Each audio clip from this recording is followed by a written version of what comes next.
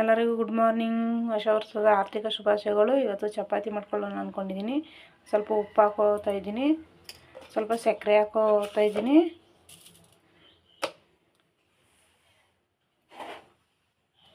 ಸ್ವಲ್ಪ ಹಾಲು ಹಾಕೋತಾ ಇದ್ದೀನಿ. ಸ್ಮೂತಾಗಿ ಬರುತ್ತೆ ಚೆನ್ನಾಗಿ ಚಪಾತಿ.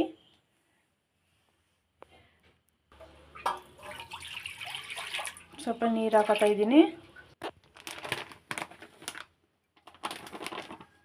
ಹಿಟ್ಟು ಒಂದು ಸ್ವಲ್ಪ ಗೋಧಿ ಹಿಟ್ಟು, ಸ್ವಲ್ಪ ಎಣ್ಣೆ ಕಲಿಸ್ಕೊತಾ ಇದ್ದೀನಿ. ಹಿಟ್ಟನ್ನು ನಾದ್ಕೊಬಿಡೋದ. ರೆಡಿ ಆಯಿತು ಹಿಟ್ಟು. ಒಂದು 5 ನಿಮಿಷ ನೆನೆಯಕ್ಕೆ ಬಿಡೋಣ. ಅಷ್ಟರೊಳಗಡೆ ನಾವು ಚಟ್ನಿ ಒಗ್ಗರಣೆ ಮಸಾಲೆ ಮಾಡ್ಕೊಬಿಡೋಣ. 5 ನಿಮಿಷ ಮುಚ್ಚಿಟ್ಬಿಟ್ಟು ಚಟ್ನಿಗೆ ರೆಡಿ ಮಾಡ್ಕೊಳ್ಳೋಣ. ಚಟ್ನಿಗೆ ಬೇಕಾಗಿರೋ ಸಾಮಗ್ರಿಗಳು: ಸ್ವಲ್ಪ ಶುಂಠಿ, 2 ರಿಂದ 3 ಮೆಣಸಿನ್ಕಾಯಿ, ಪುದೀನ, ಕೊತ್ತಂಬರಿ, ಬೆಳ್ಳುಳ್ಳಿ, ಜೀರಿಗೆ, ಕಡಲೆ, ಕರಿಬೇವು, ಸ್ವಲ್ಪ ಕಾಯಿ,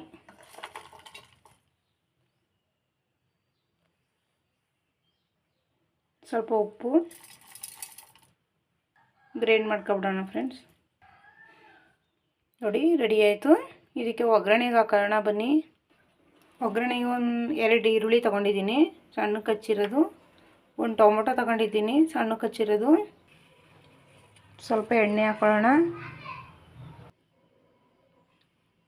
ಸ್ವಲ್ಪ ಸಾಸಿವೆ,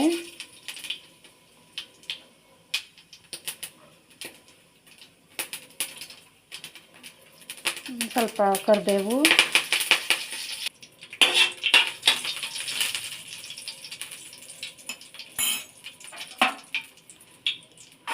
ಈರುಳ್ಳಿ,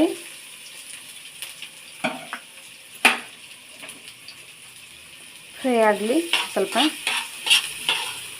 ಈ ಚಟ್ನಿ ಮಾಡ್ಕೊಳ್ಳಿ, ಸಖತ್ತಾಗಿರುತ್ತೆ. ಚಪಾತಿಗೆ ಮತ್ತು ರೊಟ್ಟಿಗೆ ಎಲ್ಲ ಚೆನ್ನಾಗಿರುತ್ತೆ. ನಾನು ಅದನ್ನ ಮಾಡಿ ತೋರಿಸ್ತಾ ಇದ್ದೀನಿ ಇವತ್ತು. ಟೊಮೊಟೊ ಅದು ರೋಸ್ಟ್ ಆಗಬೇಕು ಚೆನ್ನಾಗಿ.